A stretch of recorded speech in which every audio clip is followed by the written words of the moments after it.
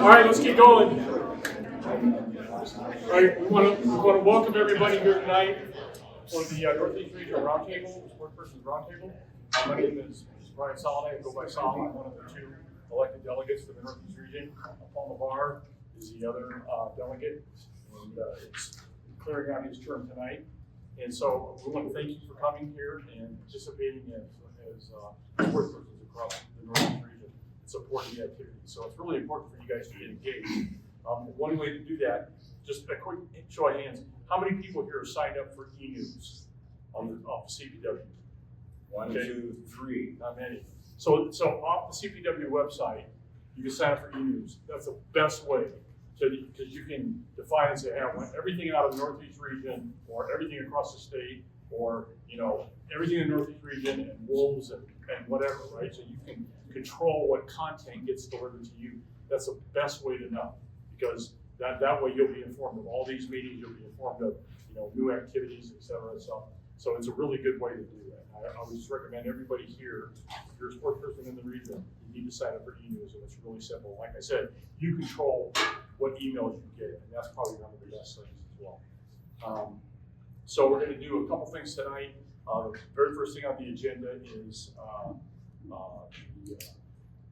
renewal, or not renewal, but voting and looking at the new caucus reps here for the Northeast region. I know we had 4 people. I think 5 now. Okay, all right. Well, we had 4 people originally, and each one of them is going to get up and do a presentation. Is that? Yeah. So I'm going to turn it over to Kristen Cannon. Kristen is the Deputy Regional Manager for the Northeast region. Okay. Paul, did you have anything you want to say? No, I'll be on my soapbox when later in the meeting. Thank you. All right, is Joel here, Grosshines? Joel, great. If you don't have to come up here, but if you want to stand up, and Joel is one of our candidates for the open seat. So I guess I'll explain quickly. Paul is at the end of his term and has opted not to run again, and so we have an open seat. And so as the Northeast region, we have 2 public representatives, Saul being one, Paul being the other currently, that sit on our statewide Sportspersons Roundtable. So they meet twice a year with agency leadership, the director, and usually some commissioners to talk about hunting and fishing policies, regs, issues in the state. And so we are holding an election for the open seat that Paul is vacating. And we have 5 candidates.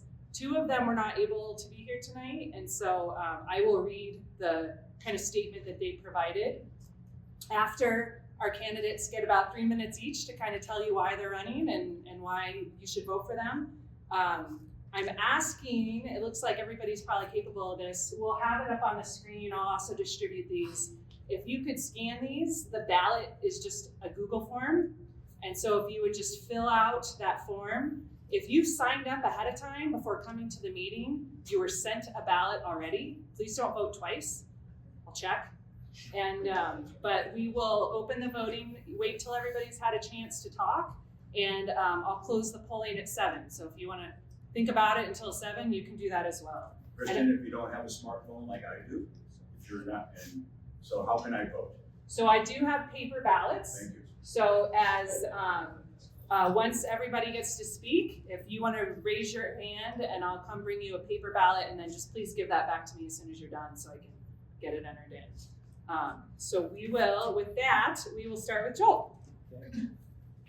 Well, honestly, I'll just keep it pretty simple. It's not going to be 3 minutes. I've been looking for different ways to just get involved, and being an area rep for the caucus seemed like a pretty straightforward entry-level way to get involved. I've been a member of this Colorado Bowhunters Association for 20 years. I'm in Nebraska and Colorado with my dad for 40. Know the area, enjoy the area, and you're just looking for a way to be involved. And this is it, right? And I'll find another way. So I've got it. What other organizations are you a member of? the Nebraska Bowhunters Association as well. How about any statewide organizations? No, sir. Okay. Have you ever gone to a wildlife commission meeting? Nope. Is this your first caucus? It is. Okay. All right. Yeah. Thank you. Great, thank you, Joel. Charles, please. Chuck Place. This is my first meeting. Never been to any of the other meetings. Not a member of any state organization, but I've hunted and fished in Colorado since '95 when I moved here from Montana. I've done some freelance photography and stories and nature, primarily for children's publications, but also for Montana Outdoors magazine. I've done some volunteer work with Montana and also with Colorado as far as sheep, bighorn sheep, antelope, pronghorn antelope, deer, mule deer, relocations, and collaring. So just interested in actually just becoming more involved. Do you hunt big game? Yes.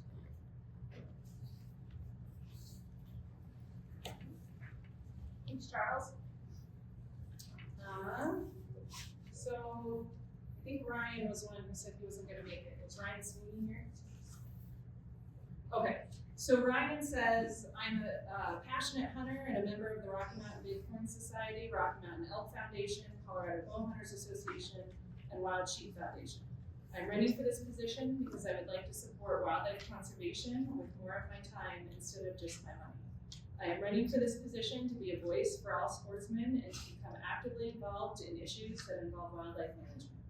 I've been a police officer for 14 years and a police sergeant for the past 3 years. One of my duties as sergeant is to be a sounding board for officers' needs and concerns to my superiors. I also relay messages from superiors to the officers and help officers understand perspectives from our superiors that they may not agree on. My experience as a police sergeant would be beneficial in my role as a regional caucus delegate. My flexible work schedule also makes me more available to constituents and attending meetings. And so I appreciate that Ryan couldn't be here tonight. I do want to note we have a big region, and for anybody south of Denver, coming clear up here is kind of a stretch. So we'll forgive Ryan for that. And our last candidate, and I apologize, I made this slide before he threw his name in the hat, is Robert Gerzik. And Robert also can't be here tonight, so I will read his. As an elected representative, I would be considered a voice to represent the common Colorado sportsman who possesses a deep love for hunting, fishing, and conservation. I would like to enact change from within the regulatory structure that exists here in Colorado. As an elected representative, that is no way different than the average hunter. After hunting here for years, I founded a sole proprietor outfitting operation in 2020. I hunt almost every chance I can get, whether that be from small game like Abert squirrels and rabbits, or waterfowl, all the way through archery or rifle hunting elk, deer, and bear. I love it all. My feelings towards fishing are the same. In the summer, I fish pretty much every weekend, whether that's fly fishing, a remote alpine lake, floating bobbers for panfish in a local town pond, or bouncing jigs in deep water for lakes or for lakers. My feelings don't really change. I love it all. Conservation is an important pillar of the North American model of wildlife management. The landscapes and waterways have existed for long before we occupied Colorado and will exist long after we leave this place. As an elected representative, I will consider the short and long-term impact of the choices we will be making towards conservation and how that will impact all of us average Colorado sportsmen. The places we hunt, fish, and trap are special. The places are not ours, it's just our turn. Thank you for your consideration and good luck next season. So I have a copy, if anybody else wants one, of all the bios. Pass them around, please. I didn't print enough for everybody. Anybody else? All right. And does anybody need a paper ballot? I do. Oh, guys. Thank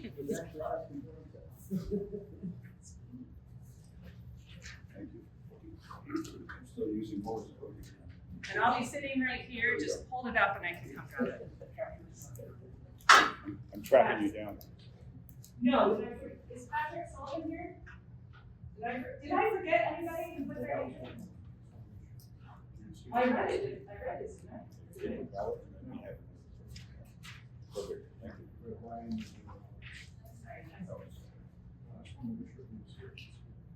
Is Ryan or Robert here? Okay, yep, and then, so my name is Patrick Sullivan, I apologize. Patrick's not here. Okay, sorry.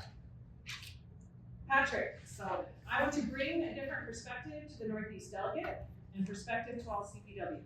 I'm a lifelong Colorado resident and have lived in many places across the state and know the subcultures of the different regions of Colorado. As a resident hunter, I want to bring my education and deep knowledge of CPW, hunting, systems, regulations, and the draw to help improve the representation of resident hunters. Sorry about that. Everybody get a paper ballot? Voted one?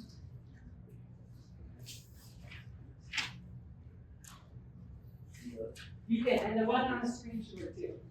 Hold it up.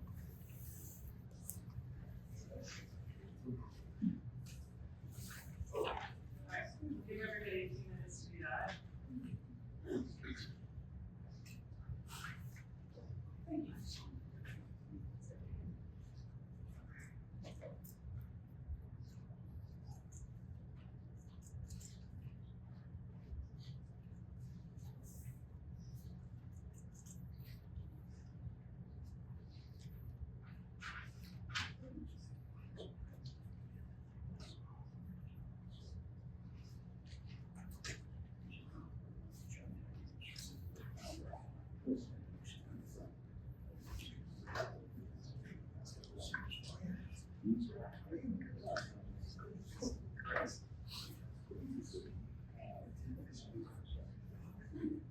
you.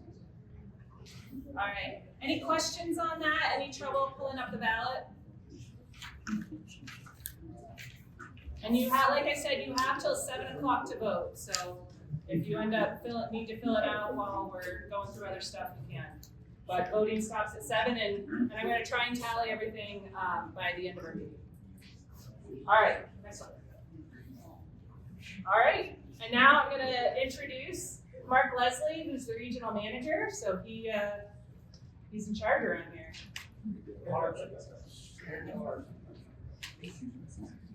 Good evening and welcome. I'm Mark Leslie, I'm the Northeast Region Manager, and I just want to thank all of you for being here. Obviously, we have a lot of CPW staff here in the room, which I like to see because it gives an opportunity for you all to integrate with our staff and ask questions if you want to.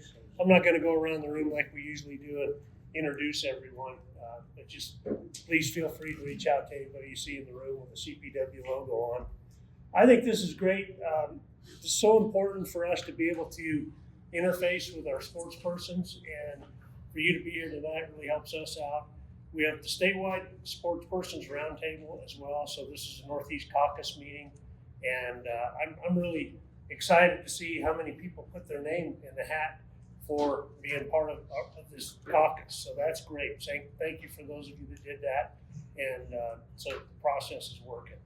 Our next statewide meeting is March 2nd in Salida, which is a Saturday. I'm going to try to beat feet after that meeting to get up here to the Pheasants Forever banquet in Loveland that night. But so it gives us a good opportunity. There's not much going on in the division these days. There's not much to talk about. But I will say a little bit about wolves. I know everybody's got that on their mind or have. So Prop 114 basically became state statute, required the division to develop a wolf management plan and bring wolves into the state by the end of 2023. So the week of December 17th, we started bringing wolves in from Oregon under agreement. I was actually at the first release of the first 5 that went out. And I have to say, I've been working for this agency almost 38 years, and they weren't going to keep me away from that deal. And it doesn't matter what my feelings are one way or the other about the wolf. They're amazing animals, and that was a once in a career wildlife management opportunity to see them on the ground.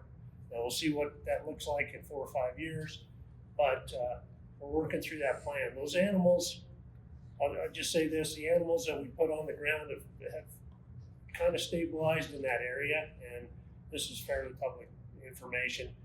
We have a map set that's available, and you can see what drainages they have actually been in, more of a heat map than a data point on a map. And I want to kind of clear up some misconceptions about what is available to us, because we've had some questions internally and externally about, well, you guys know where those wolves are at any minute of any day. Is that correct? Because we've got GPS collars on them, and that's not correct. Just like your watch battery or any battery that we utilize, you lose battery life the more you use it. And so with the wolf collars, they're only downloading so many times a day and so often. So we don't want to have them giving us instantaneous feedback. So we may be, 12, 16 hours behind where the wolf was when it pinged the satellite at that time. So and they move a lot, as you know. And so we can't tell where they are at any one particular time. We've not had any depredations from the wolves that were brought in from Oregon this winter, not spring yet. So we're hoping that stays the same for a little while, but as we know, they're predators, and we're likely expecting some depredation at some point. To that end, we've been training our staff on all things wolves. We're going to learn just like everybody else does as well. We're not experts in wolves by any means. We have some folks in our staff that are getting to be experts about them, but our field staff are going to learn a lot, dealing with the landowners on the ground, sportspersons, local politicians. Those folks need to be in the loop now on what's going on. We're hiring 5 damage specialists in the division, and they'll be on board probably, I would say, in the next month or so, pretty quickly. And they're going to be helping our field officers, our AWMs, and our district wildlife managers out there with game damage issues, focusing mostly on wolf damage, which we don't have any of in this region right now. But we'll also be working on bear and lion damage with those damage specialists as well. So, any questions about that I might be able to answer or help people with a little bit? What was the percent mix between male and female wolves introduced? Was there 50-50 or was it balanced? 60-40, I think. I think it was 60-40 female to male. Yeah. And then, of course, we had the 2 males that are up in the North Park area, 2101, 2301, that have collars on them as well. So we have 12 wolves collared in Colorado right now that we know of. With the 12 wolves collared in Colorado, there may be other wolves that we don't know about. And so you understand that when we start getting recruitment in the wolf population, which we will, and we're not going to make the effort to capture and collar every wolf out there on the ground. So we're not going to have the level of detail that maybe some of us would like. I wouldn't mind being able to go on the map and look and see where every wolf is in the state, but we're not going to have that available to us. So that's just kind of the way that's going to be. Mark, would you explain where the funding is coming from for the wolf reintroduction and future years, where it's not coming from and where it is coming from today? $1.9 million from the general fund that we got through the appropriations process to help with the planning and the implementation of the wolf plan. Game damage, there's a lot of it through game cash. There's a lot of that, the game damage funds. But we're gonna seek other funding. We do have some general fund money available. It'll be a combination of general fund and wildlife cash that helps us operate with wolves. Talk about stated that it wouldn't turn out having fishing license. There'll be some of it, obviously. Some of it. Our salaries, dealing with wolves are gonna come out of game cash. So, and the operations in our area, those are gonna come out of game cash. Has there been an estimate of future costs out of the general fund for the public to pay for? $1 million, $2 million a year, anything? If there is, I'm not gonna do the fall. Yeah. So I've heard at least over $1 million plus. I mean, we have 12 wolves on the ground now. Look at all the hubbub over 12 wolves on the ground. What's it gonna be like when we have a couple hundred? If they move over where we had that really bad winter kill up in there, is there a plan to like pick them up and move them back towards the Grand County area? No, we're not gonna be rounding them up and moving them back. We do arrow drops and flyers and ask them to move. Like you all, paper refuse, here's a coupon. Well, understand that there could be wolves coming down from Wyoming too in that area. So Yeah, there is down to 201. Yeah. Move back. Well, there were several earlier. Yeah, absolutely. Yes, sir. Are you still planning to release more? And what's the target population that you guys have on? Well, we will be releasing more. No more this capture season. The capture season basically begins through March. And so we made the decision not to go to another source and get more wolves. So our next capture season will be from basically December 24 through March 25. So we will be bringing some wolves in at that point. Still from Oregon. Probably from a different source. So, yeah. So we won't have any the rest of this winter, but starting in December, we may be bringing some in. And the best time for capturing them and bringing them in is probably not December. It's probably going to be January, February. Snow cover, their behavior because of breeding and those kinds of things. What is the target population you guys have set in Colorado? I think we said we would bring in, I think 40 or 45 wolves over the course of 3 years. 30 to 50 over 30, 5 years. 30 to 50. Two questions. Do you have the original 10 that you released? Are they packed up at all, or are they still? They're starting to show some affinity for pairs, but they're all still hanging around fairly close to where they were released. And I think part of the reason for that is because we put them in a good place where there's plenty of prey out there. I mean, when we left the site, there were 75 head elk running around down the valley and along. We thought, your days are going to change a little bit. So Gotcha. I think that's part of it. Okay. And the second question was, so if the goals are released, what was it, 35, 45 wolves? That's it, right? So say these first 10 leave the state or get hit by cars or whatever, and then say it happens again next year and the year after that, that's it. Well, we will have fulfilled our role under the plan, but I'm sure there'll be a lot of politics in the plan discussion going forward to establish populations. So, Gotcha. Mark, about the question about population levels. I think once the wolves in Colorado statewide will be 200, all right, that will be the end of probably wolf reintroduction. But the upper level of population control there isn't any, based on the wolf plan. All right, there is no limit on how many wolves can be in Colorado at this time. And there's no hunting of those wolves by hunt sport owners. That can change with the Wildlife Commission in years, but once they get a feeling of what's going on in Colorado, and input from the public. But so anyway. I would encourage all of you. That's a good clarification of what I was asking, because I don't want to end up in a spot like we did in Wyoming and Idaho, where they had a target, they hit the target, and they said, wait, we want more. And they kept raising it, and CPW never had the opportunity to control the population. So is there a target that's set? That's what I was curious An about. upper level? No. Yeah, no, No. none at all. Okay. But here's the deal. So hunting is not contemplated in our plan at the current time that was passed by the Wildlife Commission, Parks and Wildlife Commission. Future commissions were left to delve into that. So you can read into that what you want, but that is not a part of the current plan. So restoration of the wolf is part of the current plan. And so I think you're going to see those conversations ongoing, obviously. I don't want to take up too much time. Thank you. Mark, you up next?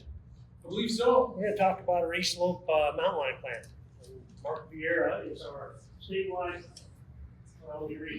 carnivore and fur bearer program manager, and a heck of a good guy. Thank you. Yeah, Mark Vieira, CPW. I was actually an area biologist for 16 years in the Northeast region, so good to be back. Good people. We're going to talk a little bit about the East Slope mountain lion planning process. And I guess next slide. So, what goes into a mountain lion management plan? First thing we want to talk about is the geographic areas, the scale. So we'll have a map here in a second, but right now there's 6 DAUs, or data analysis units, on the east slope of Colorado for us to manage mountain lions. In 2020, on the west slope, we had 13 different DAUs, data analysis units. We went through a big public planning process, rewrote the plan, and essentially condensed those 13 units into 2 large management units. The point here is lions live and breed and emigrate and disperse at really large scales, not like deer and elk herds, where you could arguably have, Unit 20 or 789, 19, GNU 789, 1991, Larimer County might be a reasonable approximation of a herd of elk. Lions are moving all over the place, so we want to update our management to kind of reflect that biological scale that lions, operate. Next thing you want to have in a plan is a strategic goal or an objective. What are we trying to do with a potential east slope mountain lion population? Right now, of those 6 plans, 2 manage for stable lion populations, 2 manage for reduced lion populations, and 2 are actually, the plans themselves, the geography of the plans are part of the Upper Arkansas Research Project. So we've got work in L11 and L16 that's going on in the Arkansas relative to lions. And right now, our research objectives are kind of trumping what those specific management goals would be there. So we've got those 6 plans with those different objectives. And what we're proposing on an east slope plan is moving to a stable lion population objective across from the Wyoming line to New Mexico on the east slope. Stable, meaning similar to current lion numbers now. So on that large scale, that might mean that in a local area with local management concerns, maybe we are able to apply a little more harvest pressure on lion population. We'd have to back off a little bit somewhere else. But across that large scale, our objective would be stable lion population. So how would we achieve, how do you, annually as part of your review process, which we do with all big game, how do you sort of achieve that objective? We'd be proposing, and I'm going to stay really 30,000 foot on this, 2 management thresholds that we wouldn't want to go over each year or on a 3-year average as we look at these data. The first would be total human caused mortality. So we could talk about harvest mortality, and a lot of you may know that all mountain lions that are harvested in Colorado are checked at our office. We're collecting all this biological information from these animals. We've got this harvest mortality, but we also got things like roadkill or removals that might have to happen occasionally through APHIS or Parks and Wildlife. That's mortality too, right? From a lion biological perspective, that's an important piece of mortality as well. So we would have a threshold like we have on the west slope that looks at a total human caused mortality level that we would not want to exceed, because if we did, we could be pushing that population into decline. Secondly, a very independent threshold that is sort of a harvest-based metric. And by the way, these 2 things are supported in the literature. If you looked at the West Slope Lion Plan, which has been online since 2020, we've got pages of citations that we worked through that allowed us to arrive at these 2 thresholds. But the other piece is this idea of adult females in harvest. We want to protect adult females in harvest for 2 reasons. One, they're the biological engine that provide new lion kittens the following year and dispersing subadults, and that's the biological engine of the population. We want to protect that. Our regulations are designed to do that. As many of you know, you can't harvest a female with kittens, you can't harvest a kitten, and our lion seasons are the shortest. We have the best lion seasons relative to protection of females of any Western state in our timing. So we're already doing that from a regulatory standpoint. This, on the threshold side, is going to protect that biological engine, but we're also acknowledging that as a lion population gets put under increasing harvest pressure, certain age and sex classes are going to come out first. They're more vulnerable to harvest, or maybe a mature tom might be selected for by certain hunters. So as that pie graph, if you will, of those proportions of age and sex change, we can use that as an index to trajectory, meaning are we triggering something if the amount of adult females in harvest exceeds a certain level? It suggests that there's not much else out there. There aren't these other age classes that are usually higher in proportion. So we want to make sure we don't go over that threshold. So we have those 2 things. Next slide. In a lion management plan. We also obviously want to talk about and evaluate social considerations. Lions, there's a social piece to all big game and management. Lions are no different. We want to think about and talk about human-lion interactions, particularly here on the Front Range, right? 5 million, the whole East Slope, 5 million people right up against really good lion habitat, a lot of people, a lot of interactions, things we want to think about. Public input, I'm going to touch on that on the last slide, but part of our East Slope Lion planning process is this tonight, the meetings I'm going to talk about here in a little while, opportunity to have comments on our written plan, the commission meeting. This is a management process with a plan that's just like pronghorn or deer elk or other ones you've been involved with, where there's public input at each phase. And that's what we're going to talk a little bit about here at the end. Using the best available science, I don't think I mentioned that 5 of those 6 lion management plans for the East Slope DAUs are 20 years old. They were written in 2004. So they were using, good science at the time and the information we had on lion abundance and density and some of these thresholds, but we've come a long way in 20 years, and we want to bring those plans up to speed relative to where we are on the west slope. Lastly, the idea would be that this plan would be moving through a draft process here in the spring, into summer, and then ultimately, like any management plan, it's a two-step approval process with Colorado Parks and Wildlife Commission. So we go in front of the commission as a draft, and then as a final to be approved. Next slide, second to last.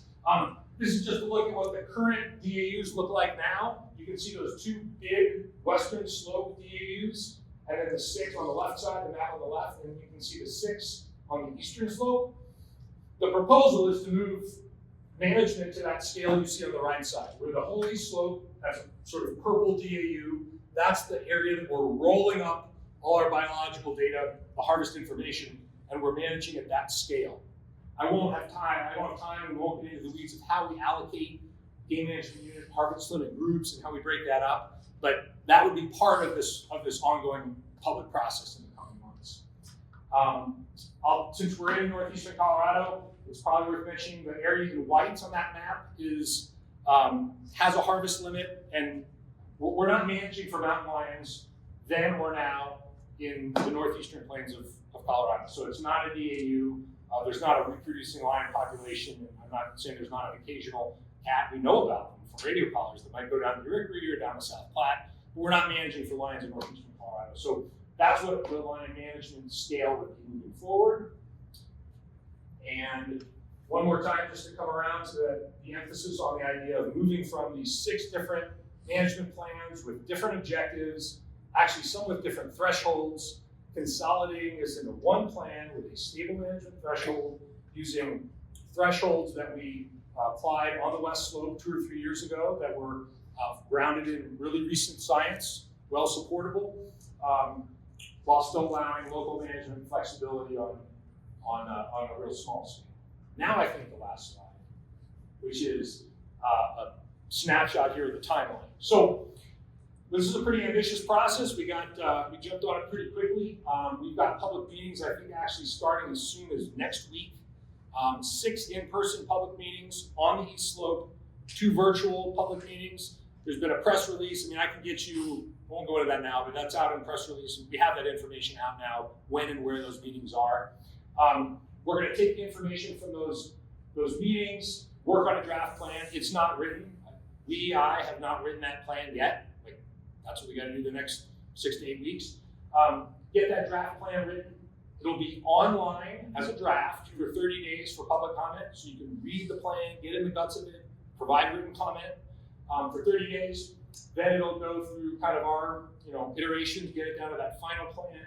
We'll bring it to the Colorado Parks and Wildlife Commission probably in late summer into the fall in the 2-step process there, with hopeful approval in the fall. And I think in the interest of time, that is what I've got for slides. Mark, if you were to go back a slide, I guess I'm struggling with the purple slide. So are you saying the purple would all be one DAU and that there would be one lion quota for all of that? Yes and no. I'm saying that purple would be one DAU. But right now, and I've got a much longer talk that I gave this morning from 10 to 12 that had that slide. That purple is currently broken up into probably 20-some GMU, we call them harvest limit groups. Sometimes it's just unit 7, one cat by itself. Other times it's all of southeastern Colorado. So that would still remain. You would still have game management units. And I ask because if you look at Boulder County, Boulder County owns Boulder County, and there's no real lion hunting there because it's county-owned land. I live in Loveland, and I've had more lion visitations this year than ever, and I don't really want lions. I start to think, well, can we do something to get hunter access on Sylvandale? Do we need to go to the guys at Sylvandale so I don't have lions? I look at like the Horsetooth area, that's massive open spaces, and it seems to me you would have concentrations of, obviously they migrate, but you would have concentrations high populations where you just aren't hunting them. And So just to be real clear on your answer, I don't want to be pre-decisional, but how we group those GMUs, we might stay exactly as they are now. And like I said, it's maybe in 20 different groups. We might change things a bit. I do not think we're going to have a single harvest limit that applies to everything in purple. Steve, we're gonna need to have the ability to adjust harvest geographically. Yeah. So we're still gonna have those conversations. Do we have a feel for migration? I just saw a thing on the web about a lion that came all the way from Utah. You know, I just saw that today, and I was Yeah. like, why didn't they tell us about that? But Well, the functionality of these units is what I'm trying to get at. Mhm. Do we have a feel for how mobile these lions are? And how far will they go? I mean, after I saw that, I'm going, well, holy cow, you can draw lines anywhere, but if they're willing to cross that much. This is a good teaser for a map that we just talked about this morning. If you come to one of those public meetings, you'll hopefully see an improved map that we've worked on that's got some breadcrumb trails of some interesting movements of lions. But to answer your question, I think it goes back to what I was sort of showing earlier, that lions don't migrate as much as disperse. So there's seasonal movements following deer and elk, right? But from a lion age class standpoint, males are usually dispersing out of their home range, their natal range. So they're born, they're with mom until 14 to 16 months, and then they are dispersing out of that area. Female lions might do that. They might also sometimes set up shop kind of under mom's home range or nearby it. But in general, the biology of the animals is to disperse. I mean, for genetics, there's a whole bunch of, they're so cool, lions, but that's what they're doing, is moving out. And then of course you've got lions from Utah or Wyoming or southwestern Colorado that are moving in. And that kind of speaks to this larger management scale. Like, why are we trying to manage a population of lions in Larimer County and northern Boulder County when we have all this radio data? We know that these animals are moving all over the place, hence the larger scale. Yeah. With the data being, the plans being so dated. Population setting, how, I always wondered, even the elk populations in certain minute areas, especially with wolf draws, lion counts. I've spent a lot of time at L12 the last 2 years. Two friends going through sheep tag there. Elk hunting, deer hunting, just getting to know the area for more over the last 20 years. Lion populations, my estimation, L12 and exact spots, the tracks I've seen, the animals I've seen, just spiked over 20 years, at least just recently. Is part of this plan going to be a rehash? Says I'm trying to figure exactly what the populations are in some of these minute areas that I know outfitters don't line on in as much. Obviously, the ones that are more as homes are continuously built, as populations of lions front up against them. I mean, it is a population assessment. Great question. Probably the best way to answer this is that in the 20 years since those plans have been written, CPW has done an awful lot of work to answer that question. So we've done work on the 10-year project on the Uncompahgre Plateau. We're in the 8th year in the Upper Arkansas, and these projects involve estimating lion density, how many are out there.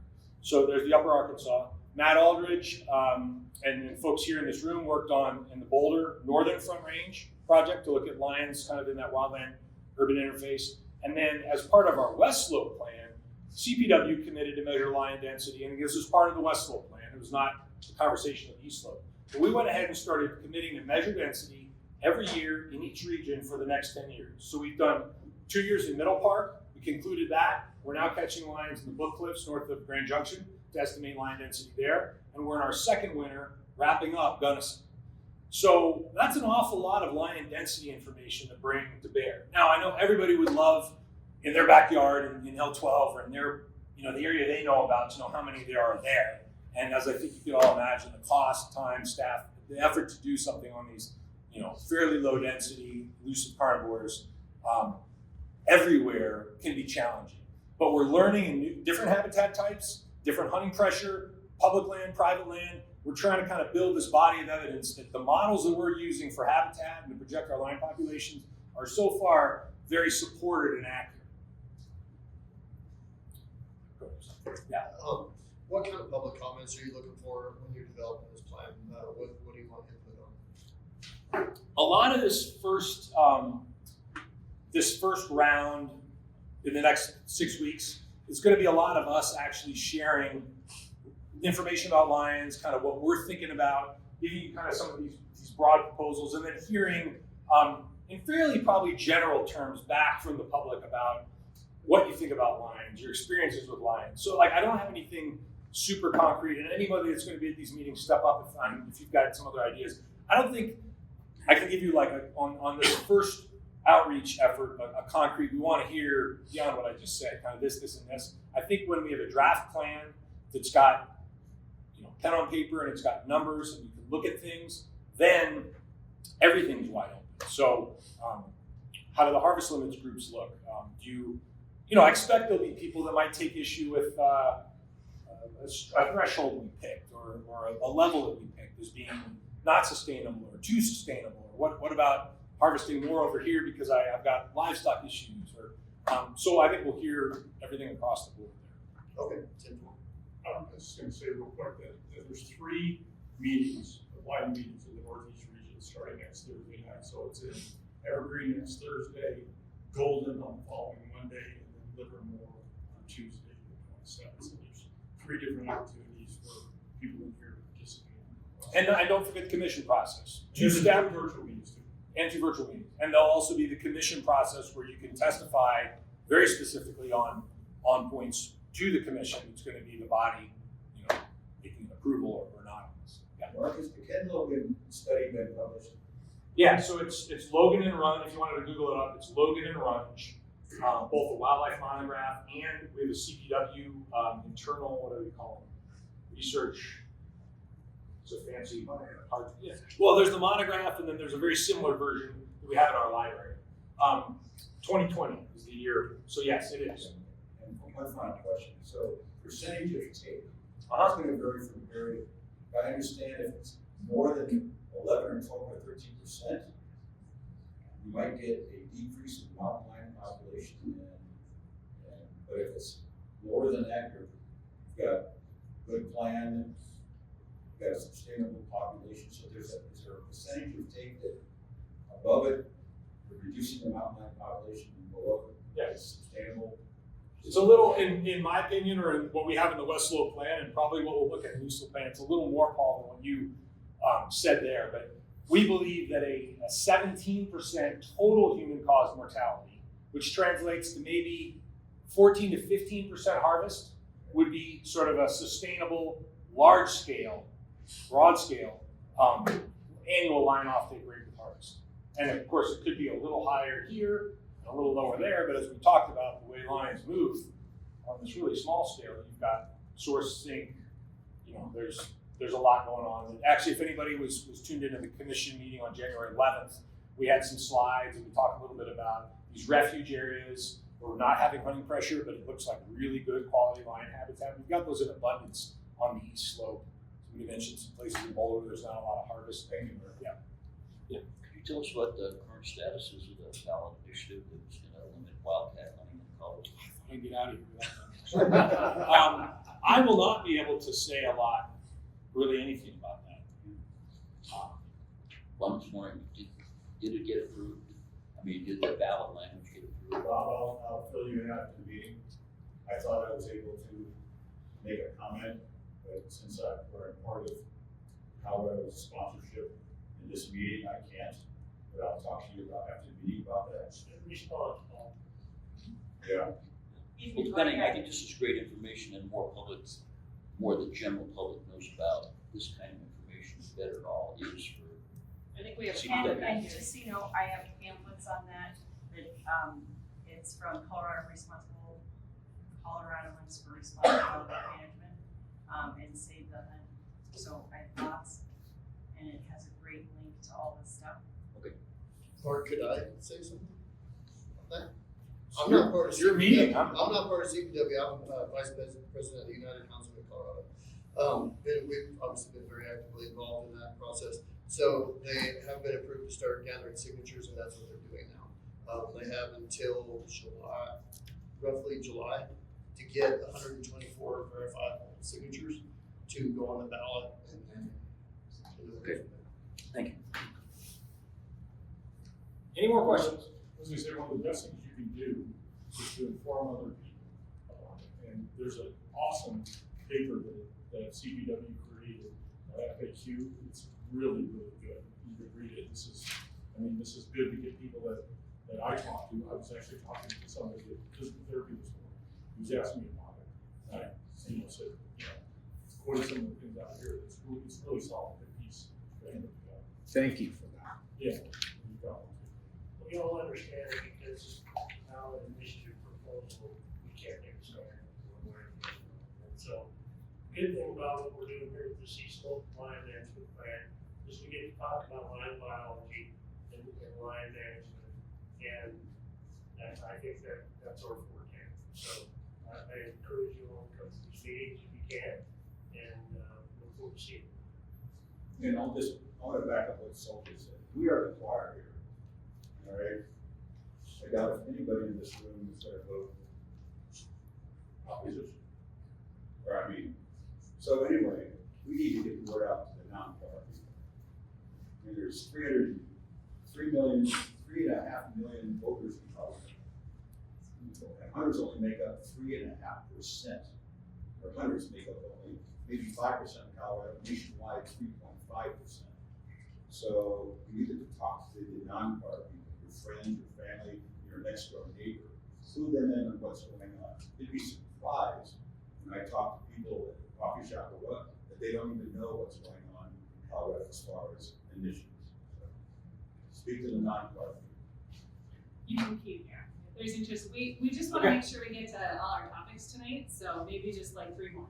Well, in relationship to all of that, then, with this Eastville Line Management Plan, are you guys gonna publish something about why it's a quality concept for CPW to maintain control of that and be able to manage those lines down in Eastville that we could share with people? CPW is allowed to publish white papers and publish factual stuff and still That's right. remain within the. It would still be under the biological purview for you guys to say this is a quality concept. Well, I think that the go idea, we got the fact sheet, right, which is incomplete, but also we're running through this entire public process about management. And we'll get to talk a lot about what you're talking about during this process and as a part of this process. The past conversation is there going to be something written that can be dispersed outside of your own voice. The product that I can commit to myself and talk about is an East Slope line management plan. Okay. Yeah. I gotta ask this question because I know there's gonna be a lot of people gonna try to shoot holes in any kind of hunting management plan. But I ran into some, when I was doing some reading, and it's been put in writing, that the taking of females can result in orphaned kittens who then become dangerous to the public. Okay? And I've got to ask that question because I know there's going to be all kinds of contesting. Yeah. So you're asking in Colorado, what our experience? Go ahead. How do we answer that? Well, I can speak to what we've seen in Colorado relative to harvest and conflict, for instance. And this was in the commission meeting on January 11th. We had a nice slide about this. While there are studies that are correlative from the Pacific Northwest, particularly looking at what you referenced there, in Colorado, we haven't seen any relationship at all between higher harvest rates and increased conflicts. In fact, the places where we have our highest reported human-lion conflict rates or highest incidence between humans and lions are largely places where we've got low to almost no harvest. And we've got a map of the state that kind of shows that. And then, I think I mentioned this earlier, our seasons, given as late as they start and when they end, are avoiding this entire birth pulse of lion kittens that are born in the spring and the summer, and avoiding that period of time when kittens might be in a den, not with their mother. Where 90% of lions are taken with over 90% are taken with the 8 of hounds in Colorado. That's largely on snow in the winter, and you're assessing whether it's one track. Nobody should be turning out on multiple sets of tracks because, as I said earlier, right, we've got a situation with female with kittens. So we've got those protections in place. The other thing I'd say about female harvest is that 40% of our statewide harvest is females, but of that, almost 60% of that female harvest are sub-adult females. So they have not bred. So the notion that there's kittens involved with those females, the vast majority of females haven't, and we're seeing the carcasses when these animals are coming in for checks. They haven't nursed kittens before. These are 2-year-old females.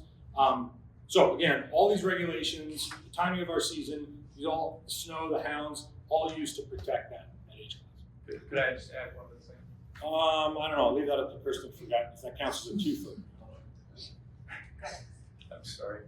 The reason I asked that is because, again, I saw in writing where they claimed that the reason this guy in Fort Collins was attacked by a kitten is because a female lion was taken in that area. And then the only reason I'm asking this is because we got to be prepared for that answer. That may have been said. Yeah. I don't think there's anywhere to run cats up there. That That's happened during the public summer land. too, that attack, didn't it? It was, I remember it was around Valentine's. It was around Valentine's. Yeah. Or on Valentine's. No, we saw that too. But people. It was a curveball. I wasn't ready for it. You're not gonna keep people from having those theories. You're just not gonna do that. But it's our job to get the best biological information out that we can and get past some of that stuff too. Yeah, it's gonna be the one thing though, that'll bring it up. Oh, yeah. Right. Yeah. Well, It's in your FAQ. isn't It's also been said that we don't eat Yeah, lions. I think it is. Yeah. Yeah. It is. It's great eating. I'm finished. All right, I'm gonna keep monopolizing the table. Thank you. Got any more?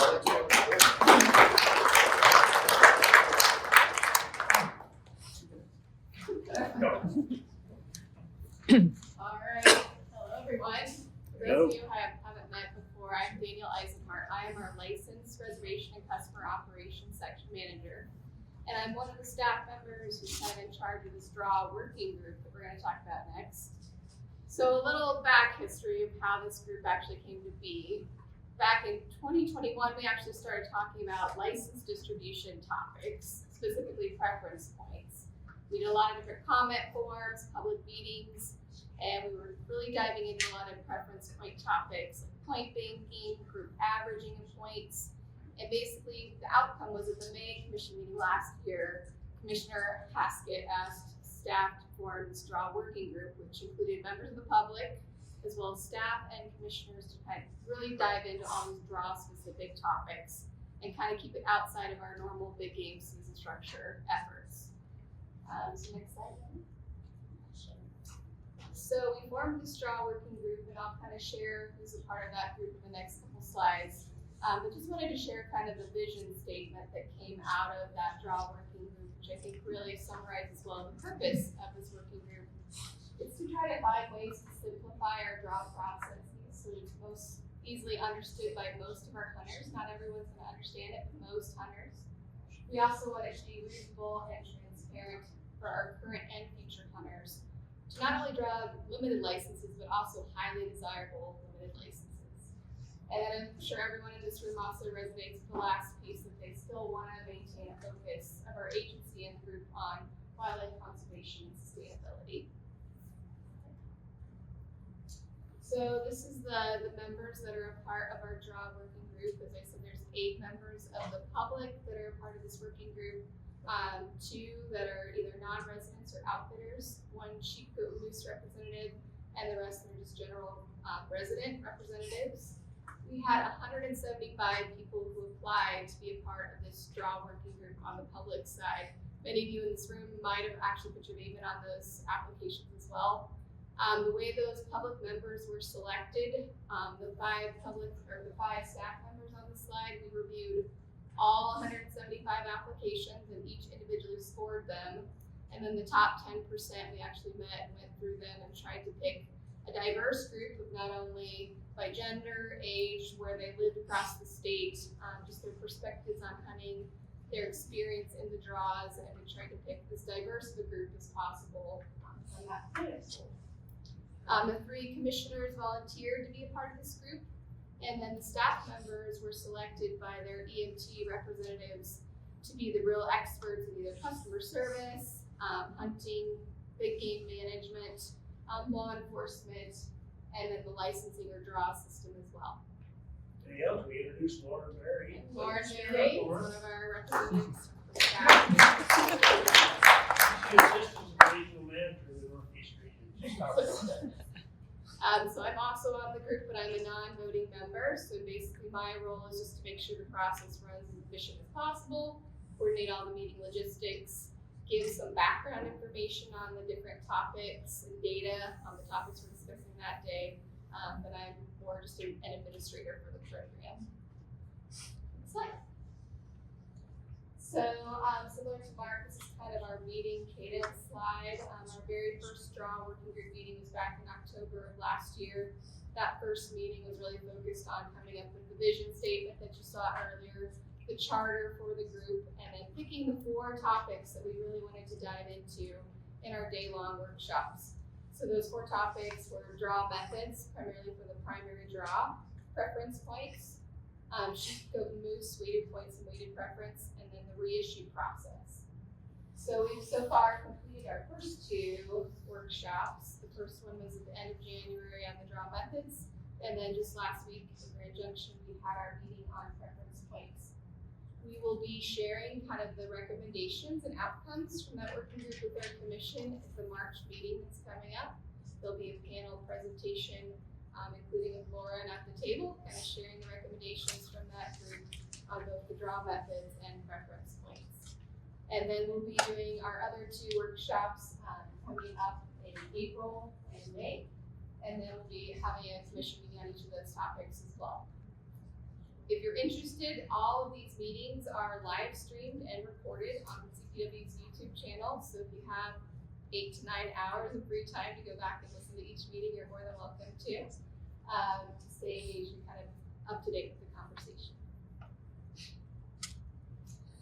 Other ways to stay involved, probably most of you are familiar with CPW's Engage CPW page.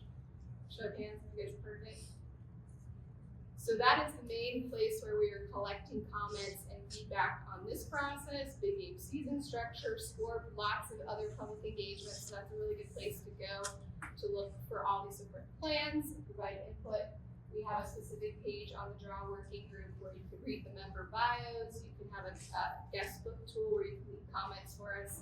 And before each meeting, staff is compiling those comments and sharing them with the draw working group members so they're aware of what all of you were saying. Another way, like Mark brought up before our commission meetings, you can definitely sign up to testify, provide comments to the commission directly to their inbox as well, and we're also reviewing those and providing comments to the draw working group that are mailed into the commissioners as well. And any other questions with that? Yes, Steve. And one of the questions I had, and it was reflected in the last commission meeting, the commission voted to, I believe it was limit second and third rifle season in a bunch of the Northwest units, which will mean a bunch of new hunt codes will be created, limited draw hunt codes. But we know from the Southwest, when all the archery hunts went limited, that 67% of those licenses are being drawn by non-residents. Is the draw working group looking at that? Because I suspect in the future, more OTC units may go limited, and this dilemma may become larger. Is the draw working group looking at that? I had sent in some data on that. So over-the-counter limitation, just to be clear, is being handled by our big game season structure, staff working group with staff recommendations. What our working group is looking at is allocation throughout the primary draw. We are looking at ways to try to address preference weight creep. Obviously, we're looking at youth preference. We're looking at the allocation percentages again. Do we want to keep with our current 80-20, 75-25 splits? Do we want to do one allocation across the board? So we're looking at all those kind of nuances, and obviously the group is aware that the OTC limitation does play very closely into our other conversations on preference weight creep and how the draw is going to work and all that as well. Okay. So it's nice that we're going to have a presentation in March on draw working group, and then right after big game season structure, because we do realize the overlap between those two processes. Yeah. The last meeting that I went to with this group, that last year, this enrollment, there was questions about banking the preference points. The overwhelming majority of people at the meeting supported that. Is that still being considered as an option? So the draw working group did bring up banking as a topic that they did talk about for quite a while. And you'll see in the memo that will be released beginning of March. Overall, the draw working group did not support banking as a good alternative for preference points. We felt like it kind of exacerbates point creep down the middle to low up codes, the part of the draw that's really working well for us right now. There's the percentage of people that the hump codes that actually take 5 or more preference points to draw. Hump codes, like 10% of our licenses take 5 or more, and as far as licenses go, it's like less than 4% of our licenses. So it's not happening. So that's not the recommendation from the draw working group, and you'll see some more details on all the different topics that were discussed by the members. But currently, that is not one of our top recommendations. Yeah. Just to verify that comments for the most recent meeting that they had, comments, you're able to make comments to their comments if everyone has more comments. So you can You're not doing the re-comment on their view. Do they You want can always re-comment. It's kind of a Google Doc so that all the comments that are previously made are still on there, and we've coded the comments for the members on which kind of topic they mostly pertain to, and if it's multiple topics, we've marked that. So you don't need to keep sending the same comments over there all in that same document. But if you have new feedback on after you listen to the meetings or after you read the memo, please add some new comments there. You were talking about the possibility of point averages for group hunts. Is that going to be segregated between resident and non-resident, or will those blend together as it doesn't matter, your group is your group? So yeah, we're getting into a little bit of the details, but like group averaging, or like preference points banking, group averaging was not one of the main topics that rose up as a recommendation from the draw working group on preference points. So we didn't dive into those details since in general it wasn't really supported. You always try. It's easy. And Lauren, feel free to chime in too if you have anything else to add. Yeah. Daniel, and just to emphasize the March Wildlife Commission meetings, they are going to be examining license allocations. And what's forefront in that to both the hunters and bow rifle hunters is, will over-the-counter licenses disappear totally? And will all rifle and archery tags for elk particularly will go limited draw? So that's going to be discussed at that meeting, which I plan on attending in middle of March. All right.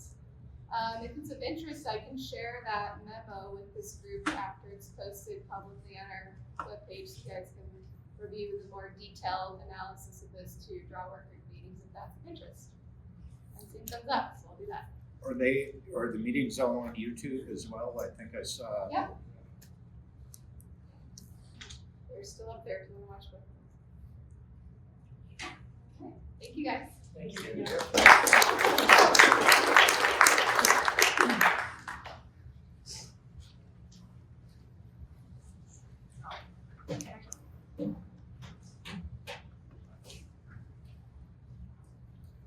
I think I missed a.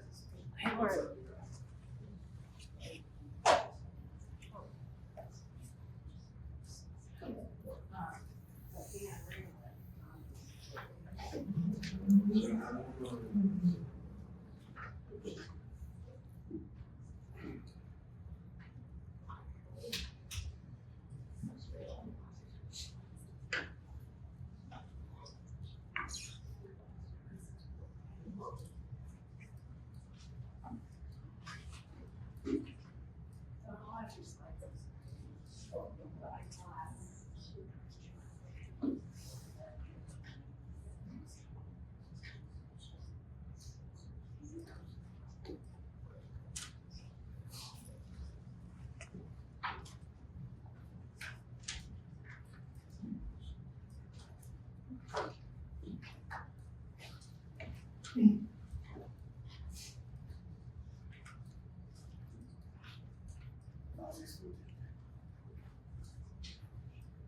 right, well, yeah, thanks for having me. We're gonna switch to aquatics things. So I'm Kyle Batigi, the Northeast Senior Aquatic Biologist with Colorado Parks and Wildlife.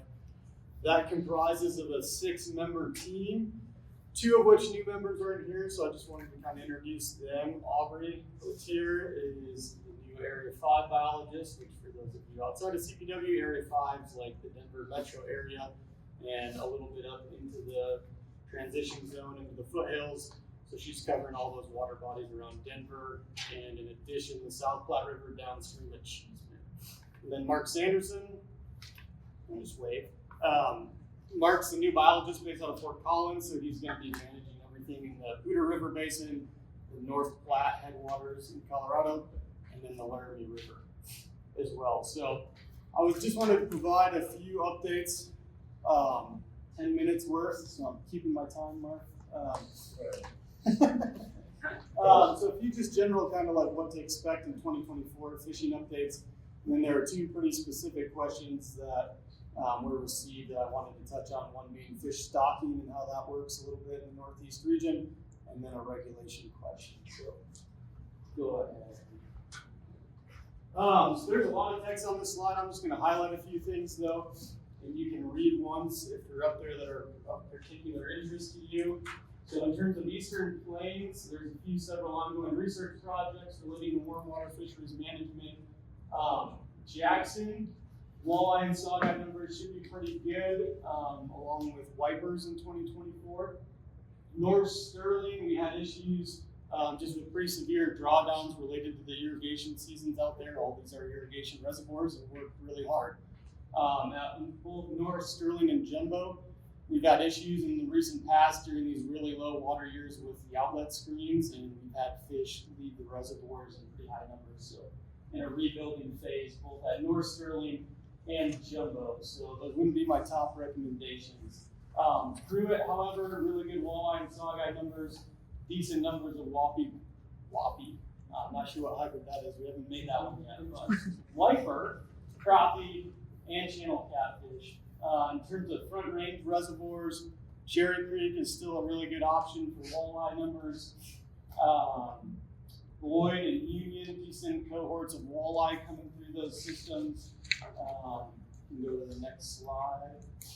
On the cold water fisheries side, the Big Thompson River is pretty well back outside of the North Fork, and then some stretches below Drake, which have experienced setbacks post Cameron Peak wildfire.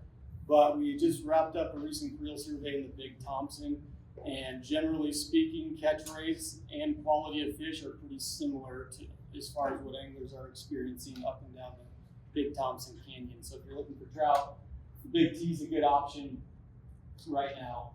The Poudre River, if you're not aware, suffered pretty substantial catastrophic losses in 2021 in post-runoff events after the Cameron Peak wildfire. We lost 20 miles of that trout fishery, like literally lost every trout for 20 miles. So still very much in a rebuilding phase. There are fish to catch up and down the canyon, but from Black Hollow, which is just upstream of Rustic, kind of down through the Narrows, if you're familiar with the Poudre, still relatively limited fish numbers. Wanted to also mention the South Platte River.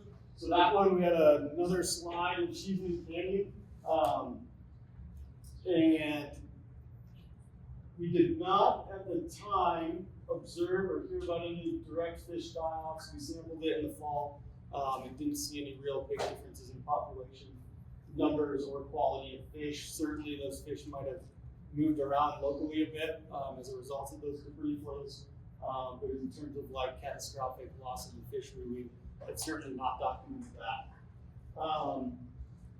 Lake John had a partial winter kill last winter. We re-diverted some fish there to kind of jumpstart that rebuild. I think it'll be hopefully back to kind of what it was in another year or two. So in terms of stocking, that seemed like a relatively easy question to answer. Like, what happens with stocking fish in the Northeast region? When you actually start looking at it, it's pretty complicated. So I had a few numbers written down. We stock This is 2023 stocking data. It'll be relatively similar for 2024. We stocked almost 54 million fish in total in the Northeast region across all species. That gets a little bit skewed. It gets a lot of it skewed by a lot of little fish. So we stocked large numbers of walleye and saugeye as fries, so like literally quarter-inch fish. And as you would imagine, survival on those is really low. And so we stock a lot of them to combat that. I'm gonna go to the next slide. That is what you see in that big spike in that April-May time period of that stocking of warm water, fry, walleye, and saugeye. So if we remove those and kind of focus on cold water species, trout mainly, and look at catchable trout, we define as a 10-inch, these are rainbows, a 10-inch rainbow trout. We generally stock about 1.2 million in the Northeast region. That happens pretty seasonally. As things thaw out and open up and we lose ice cover along the front range, we start stocking those with whirling disease positive catchable trout. And then as the high country starts opening up, we stock a lot of whirling disease negative catchable trout in those water bodies. So that's kind of those peaks in the yellow and the orange on the figure on the right are what those are showing. They're kind of hard to see with that large spike and then negative subcatchables, but you can see kind of that February, March, April time period. That's when those fish are going out along the front range to provide local fishing opportunities in your, backyard, backdoor kind of pond scenarios or large reservoirs along the front range. And then it gets too hot in Denver and Fort Collins. You can't stock trout when the water's 75 degrees. So that's why those taper off in June. But by that point, the high country's opened up and we can stock fish over there. If we look at warm water species, that figure on the left there, again, just dominated by about 50 million fry. Those are kind of split in that early spring time period. We're going to be doing walleye spawn here starting in mid-March. We take those eggs, send them to the hatchery, and they're ready to be stocked about roughly 2 weeks later. So if we take walleye, fry, so Xander fries, walleye, saugeye, those, if we take those out, you can kind of look at the seasonality of warm water fish stocking. A lot of these warm water fish are being produced in ponds by brood fish at hatcheries, so they're spawning on the regular cycle based on water temperature that you would observe relatively similarly in a pond, because that's what they are, they're brood ponds. So then they spawn, they hatch, they grow, and we stock them out. Most of these fish are going to be stocked as fingerlings, which are 1 to 2 inch. Whether that's bluegill or wiper we get from out of state, largemouth bass, get stocked as fried fingerlings. So go ahead.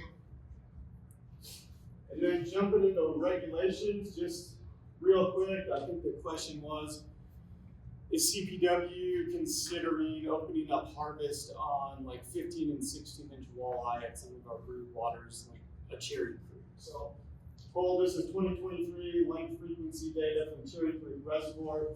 Lots of things to consider. One of the main drivers when considering a regulation change is our management goal. So, management goal at Cherry Creek, it's a brood water. So we are trying to take 130 million walleye eggs between our brood waters every year, which then supply the rest of the state with walleye. So primary goal, protecting those brooding fish. A female brood fish is going to be age 3 to 6, depending on the individual fish. The goal of this management strategy is to at least allow these fish to spawn for 1 year under protection. So we don't want a 16-inch walleye being harvested before it has a chance to reproduce.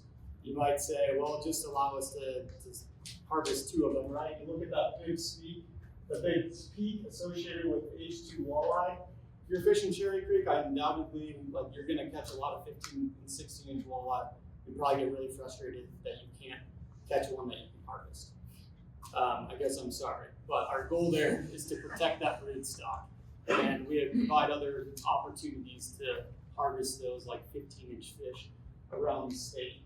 A thing to note here, why you're seeing those fish, right? There's a big bump there in 15 to 16 inch fish. In addition to that, they're young, pretty naive, most susceptible to angling. As they get older, they grow, but they're also also getting smarter. They're seeing those lures, so catch rates are gonna drop off. At Cherry Creek, you can see the regulation there is bag and minimum size is 3 walleye at 18 inches. It was something to kind of note here. You'd expect numbers to taper off as you get out here from incidental hooking mortality, allowed harvest, death, just natural mortality.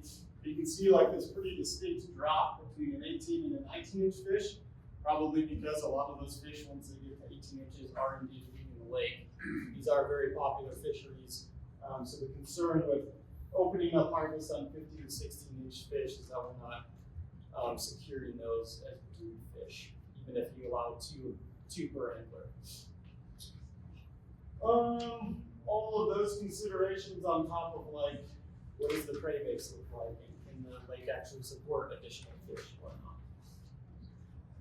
So if you contrast that with something like Union Reservoir, up in Longmont, the CPW regulations, our statewide bag and possession limit, no size restrictions. So you can look at some really strong cohorts of fish there. Age 0 fish, this is from fall sampling, so those 7 to 9 inch fish would have been stocked as fry or fingerling in the spring of 2023. And then age 2 fish, either we missed them in the nets or maybe we lost a little bit of recruitment in 2022 in that gap in age 1 fish. You can see pretty big numbers of 14 to 18 inch fish. And here you can go out and catch and keep a 13, a 14, 15 inch walleye, and people do it. So trying to provide that diversity and with regulations in terms of diversity in fishing opportunities, what species you can catch and what you can and can't harvest and take home and enjoy at the dinner table, all while acknowledging the fact that we're limited in terms of the number of walleye fisheries we have, and that goes for any fishery, right? It's not. We don't live in Minnesota or Wisconsin and Michigan, and we don't have 1,000 walleye reservoirs to manage differently. So I don't think I have time for questions, but there is time for questions at the end. I don't know how you want to handle that. If anybody, we can ask questions. Okay. Evening or time to end, that's okay. Why would you stock fry that have low survivability? Why not support them until they have a better opportunity to survive and increase the production of that age class? Can you go back to the warm water stuff? Keep going. That one? So yeah, great question. Fry, we send them to the hatchery, we're stocking them 2 weeks later. There's obviously better survival on a 2-inch walleye than there is a 1/4-inch walleye. The answer to your question is pond space, right? We only have a certain number of ponds in the hatchery, and so we can only raise X number of fish to a fingerling size. And then the next question would be, well, why not just keep those and raise them to 6 or 7 or 8 inches? If you do that, those same ponds get turned into bluegill ponds, bass ponds, and crappie ponds. So are you willing to give up bluegill, bass, crappie, red ears in the name of slightly larger walleye? The way we've been handling it is no to date. But yeah, great question. Mark? How you liking your job? Love it. Good. I figured I'd throw you a softball. 2 things. One relates to the question just about fry versus fingerlings. CPW is in the process of trying to turn the Chatfield planting base into a warm water hatchery. That from my understanding, there's water issues they're trying to get resolved. It's probably at least 5 to 10 years, maybe even longer out, but there will be more warm water pond space coming online. It's just a matter of time. Second, I know I mentioned it to you earlier, and you mentioned the CPW regs on Union of keeping it. Longmont has put some different regs on the lake, and Longmont, from my understanding, will be enforcing those regs. So you don't want to be keeping a walleye under 15 inches because that is the reg that Longmont has put on Union Reservoir. So I'd say more to come on that. I think we need to have some conversations to just make sure both agencies are on the same page there. Do you have anything to add there, Jason? Yeah, we'll talk a little on this. That's not. We'll talk. So yeah, that was news to me, and I just happened to pull Union Right, and I didn't want someone to see that and then get in trouble. Yeah. I apologize, I'm gonna create these slot limit questions for you. But from beautiful guys and cheap hunting walleye. So the slot limit, no, makes sense, numbers make sense. Why not just kill the one fish over 21 as well? Get rid of that and open up harvesting. You want to harvest the 21 inch fish anyway. Everybody has reductions on trophy fish regardless. Cut plenty of quality fish on both fisheries, shadowfish, but occasionally it happens that thereby you might create a little bit of trophy fishery and you can actually target a few more big females, catch them with. So the question, like you would be proposing to get rid of that one fish. Right. Right. Yeah. And do two over, it's that slot you see in the Midwest and Canada so successful. You have so many more waters, of course. You have populations are huge, water populations. I understand all of it. Eliminate the one fish over 21, two in a slot. Create a slot, create a higher slot. Yeah. Yeah, I mean, generally we try to allow for, some level of like a trophy fish harvest. You might have this. Yeah. Just from like if somebody's out there fishing that doesn't catch walleye, like you catch walleye and they catch a 25-inch walleye, gives them the ability to harvest that fish and take it home. Yeah. So, regardless of how this is happening, global warming is probably a fact. And so, I'm sure it's affecting Colorado's water resources, maybe warmer temperatures, lack of runoff. How is that now and in the future going to affect our fisheries, whether it's a reservoir or streams? When I moved here to Colorado in 91, there's 3.2 million people, and now there's pushing 5.8 million. They're all using water. And then agriculture farmers are leasing water rights. All this thing is going on, so in kind of some Reader's Digest version of concerns about lack of water resources. That's going to touch on all of that. There you go. Okay. Certainly something to consider and adapt management to what those changes are. But I mean, we're certainly observing. I think changes changes are happening. You're seeing fishing closures on like on some of the West Slope River related to higher temperatures and lower runoff events. Thank you.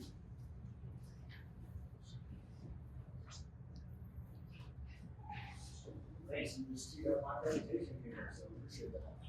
Well, I'm going to get this on the agenda. Well, Yeah, appreciate it.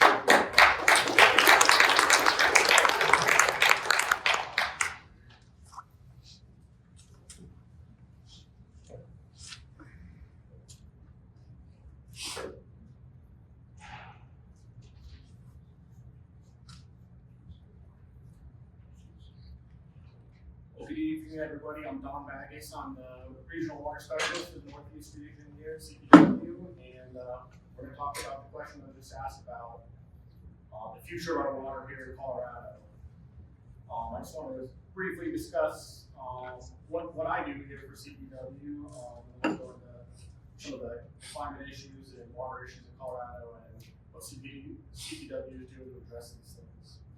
So as the Regional Water Specialist, I perform daily oversight of our water operations in the region, including daily oversight of water diversions, storage in reservoirs, releases from reservoirs, coordinate our operations with a large, diverse group of staff at CPW and outside of CPW, area staff, including our area wildlife managers, field technicians, engineers, attorneys, biologists like Kyle and his team, and Lance, who's here as well.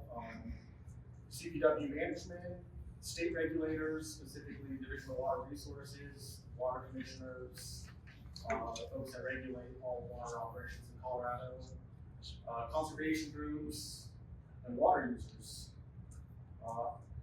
Some of my tasks include managing and protecting Colorado Parks and Wildlife's water rights, developing new water rights and acquiring existing water rights, working with water officials like Division of Water Resources to make sure we are getting the water we're entitled to and that our dams are safe. Working with our biologists to ensure that our water operations are meeting their goals to promote aquatic habitat and species. Planning projects to maintain and enhance our water resources and infrastructure.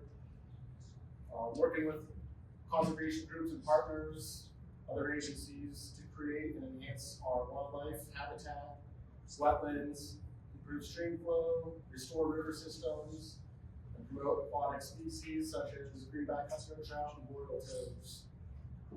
And consulting on water projects to ensure the maximum protection of our water rights, our aquatic resources, our terrestrial resources that can be impacted by these water projects. Next slide, please. Recently, Colorado Water Conservation Board released an updated version of a report called Climate in Colorado. And I want to touch base on some of what they brought up on the water resources here and the effects of climate change on our water resources. As many of you know, our water supply is primarily driven by runoff and melting snowpack in the mountains. And as you can see on the report, our average overall snowpack is decreasing and is expected to continue to decrease. The report also shows that there's likely changes to the timing of runoff, and we're going to expect runoff to begin occurring earlier. Lower overall snowpack means less water in our river systems, less water to support the functions of our aquatic and riparian ecosystems, less water to fill our reservoirs, our wetland cells, less water to irrigate our wildlife areas to provide habitat and forage for wildlife. Changes to timing and runoff may mean less water in the river systems during the hottest months in the summer. Obviously that's going to affect aquatic and riparian habitats. Changing the timing and runoff may also affect water rights. Many water rights are seasonally operational, and if runoff comes earlier, irrigators and water users may miss the peak of the runoff, which is best opportunity to use many of our water rights. Report also suggests that soil moisture is declining and evapotranspiration demand is increasing. When soil moisture is low, it takes more snow out or precipitation to recharge the soil moisture in order to achieve normal stream flow conditions. Evapotranspiration is the combined process of water surface evaporation, soil moisture, evaporation, and plant transpiration. The report points to increasing evapotranspiration demand, which means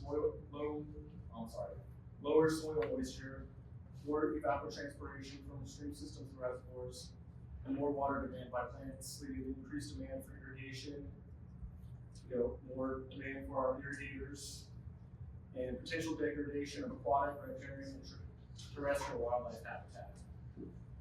Next slide, please. Beyond just the issues brought on by changing climate, increasing demand in the South Platte Basin is a major water issue that's affecting all water users, including CPW. Increasing demand for water from growing cities means less water in the rivers, less water in the South Platte as tributaries, and less overall water available for us to use at our sites and available for fishing and wildlife habitat, and likely more dry points in our river system. Part of the water right system, if you wish to place a call for water, which means your water right is unsatisfied, you have to physically dry up the river. In the South Platte Basin, there's dozens of dry points. If we increase the demand for water, we're going to increase these dry points along the river. There's some measures being taken to do that, but that is a major barrier of our current water right system is the requirement to dry up rivers. Another major issue that comes from this is the increasing complexity of water administration. If anybody knows anything about water rights, you know it is extremely complex, and the complexity is just becoming exponential as the demand increases. One of the things that people can do water users can do to get water where they need it, if they buy a water right or acquire a water right in one place, often there's barriers to getting to the water where they really need to do that. And one mechanism to allow folks to get water where they can actually use it is an exchange of water, where basically you're taking water at one point and replacing it in the river somewhere else. And often that's placement of water from release from a reservoir or release from a wastewater treatment plant. One of the concerns from that is water quality related. You're releasing water from the bottom of the reservoir or